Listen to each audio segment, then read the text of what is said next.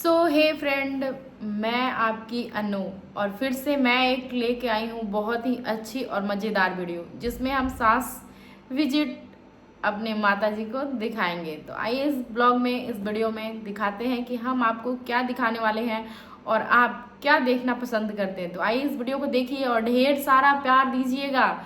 ऐसे ही छोड़ के आप लोग मत जाया कीजिए, वीडियो को प्यार जरूर। कमेंट सेक्शन में अपनी राय जरूर रखें ताकि मुझे भी लगे कि मेरी वीडियो आपको पसंद आ रही है, तभी तो हम और भी अच्छे अच्छे वीडियो लेके आएंगे आप सभी के लिए। तो अपनी राय जरूर दें और आइए इस वीडियो को देखते हैं कि माँ और सास रोटी बना दी है और आटा लगा के रख दिया है। जैसे ही पापा जी आएंगे आप उनके लिए और अपने लिए रोटी बना लेना। क्यों, तुम कहीं जा रही हो? हाँ, वो संजू का फोन आया था, वो बोल रहे थे कि मूवी के लिए जाना है और हम लोग डिनर भी बाहर करके आएंगे। पर संजू ने मुझे तो ऐसा कुछ नहीं बताया।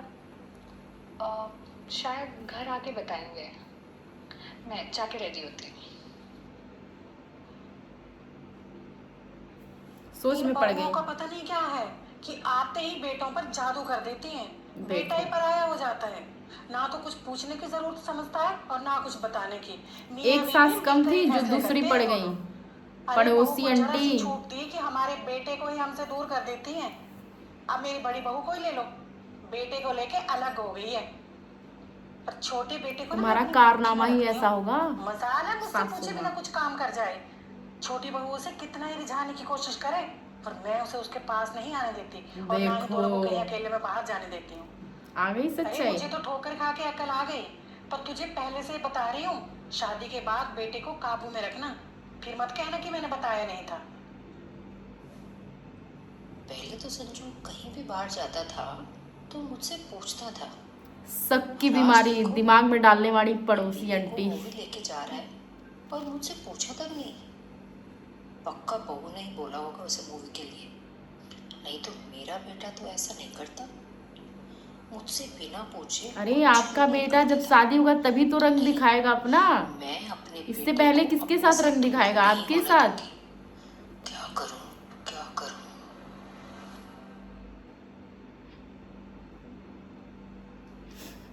आ गए तुम? बहुत ठंडा लग रहा है सूट में। Thank you. ये प्यार सासू माँ को देखा नहीं जाता है। मैं बता देता हूँ कि मूवी देखने जा रहे हैं। ये तो यहीं थी, शायद रूम में चली गई। मैं बता के आपको।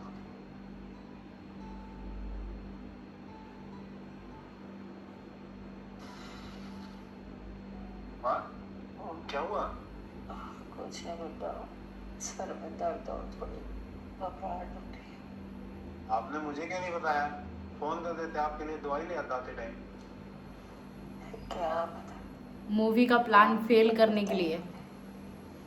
तुम दोनों जाओ अपना फिल्म देखो, हमारा क्या, 2 रोटी बनानी है, बना के खा ले। अरे नहीं माँ, आपकी तबीयत खराब है, मूवी देखने हम कभी और चले जाएंगे। आप आराम करिए, मैं रिया को बोलता हूँ खाना बना देगी और आपको दवाई दे देंगे।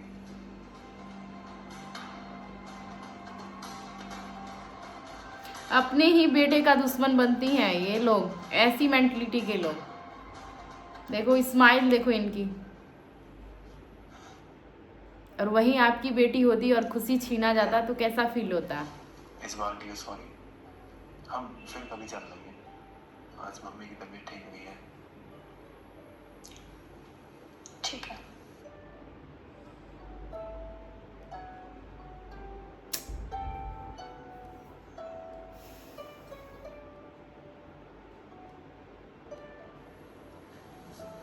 माँ, रिया का भाई आया था शादी में इनवाइट करने के लिए। 20 तारीख की शादी आ गई उसकी, तो हमें सबको जाना। हाँ तो ठीक है, चलेंगे। और वो मेरे को और रिया को 3-4 दिन पहले बुला रहे हैं, थोड़ी काम में हेल्प हो जाएगी, तो चले जाएं हम? नहीं बेटा, हम 20 को ही चलेंगे। रिया को जाना है तो उसका भाई से आके ले, ठीक है? ठीक है। देखो कारनामा अपना दिखाना शुरू कर दिया आंटी जी। अपने ही बेटे का दुश्मन आप लोग क्यों बनती हैं? अपने बेटे का घर बसने देना क्यों नहीं चाहती हैं? फिर ऐसी सासू माँ लोग शादियाँ क्यों करती हैं अपने बच्चों का। संजू प्लीज कुछ मत बोलो। अगर तुम उनके सामने मेरे लिए स्टैंड नहीं ले सकते ना तो मुझे भी कुछ एक्सप्लेन मत करो। ना वो हमें साथ में कहीं जाने देती है, ना साथ में मेरे घर जाने देती है। यार मैंने तुमसे शादी की है, ये सब कब तक चलता रहेगा?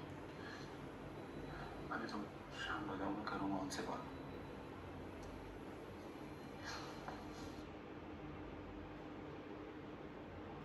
हेलो दीदी, क्या हाल है? क्या बताऊं कैसी हूँ। क्या घर बात फोड़वा है? दीदी। कुछ परेशान लग रही हो? मुझसे मेरे बेटे की हालत देखी नहीं जाती और उसकी इस हालत की जिम्मेदार मैं ही हूँ। क्यों? क्या हो गया उसे? मैंने अपने बेटे का घर तोड़ दिया।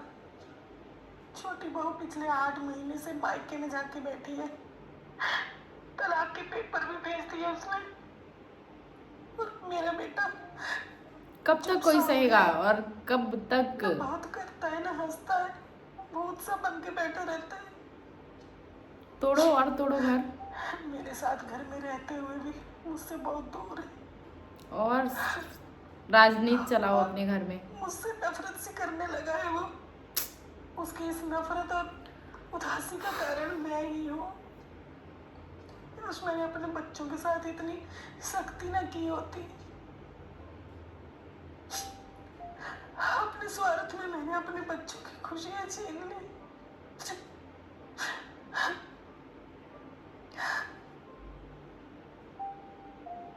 दीदी,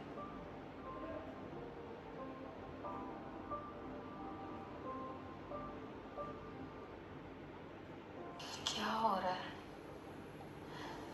मैं भी तो अपने बेटे बहू के साथ यही कर रही हूँ। अभी से भी टाइम है माता जी।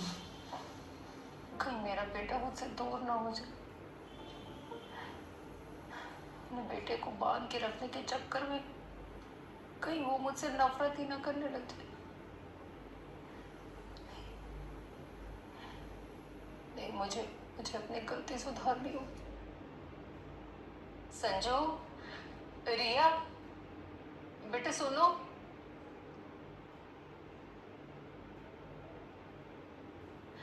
क्या हुआ माँ? बेटा मुझे मुझे तुम दोनों से माफी मांग। मैंने तुम दोनों के साथ बहुत गलत किया बेटा। अरे माँ, आप ऐसी बातें क्यों कर रही हो? हुआ क्या है? बेटे वो मैं किसी के कहने में आके तुम दोनों को बाहर नहीं जाने देती थी। जब भी तुम बाहर जाने की बात करते थे मैं बीमारी का कोई ना कोई बहाना बना लेती थी।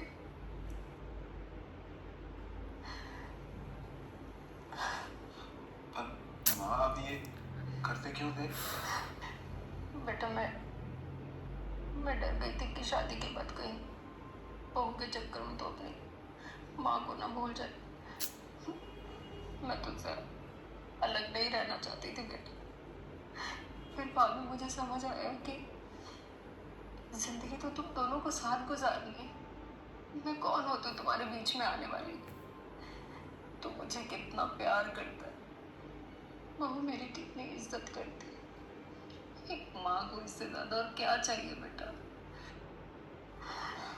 माँ, आप परेशान हो जाइए। अच्छा, अब एक बात बताओ, आपको याद है जब मेरा छोटा भाई सागर हुआ था, उसके होने के बाद सब उसको खिलाते थे, उसको प्यार करते थे। मैं कहता था आपसे अब कोई मुझसे प्यार ही नहीं करता, अब उससे ज़्यादा मुझसे कम प्यार करते हैं। तो आपने क्या समझाया था कि माँ बाप का प्यार कभी कम ज़्यादा नहीं होता। बस दूसरा बेटा हो गया है तो थोड़ा उसको भी ध्यान देना पड़ रहा है। पहले मैं अकेला था, अब 2 हो गए तो दोनों को ध्यान देना पड़ता है, दोनों को प्यार करना पड़ता है। सेम वही आपके साथ हो रहा है। आपको लग रहा है कि रिया के आने के बाद मेरा प्यार आपके लिए कम हो जाएगा, इसके लिए जा रहा है। माँ, मेरा प्यार भी सेम वैसा ही है जैसा पहले था। बस अब थोड़ा रिया को टाइम देना पड़ता है, उसको ध्यान देना पड़ता है, और कुछ नहीं है। मैं समझ गई बेटा, मैं सब समझ गई। बेटा मुझे माफ कर दे। अरे आज आप ऐसे माफ़ी मत मांगिए।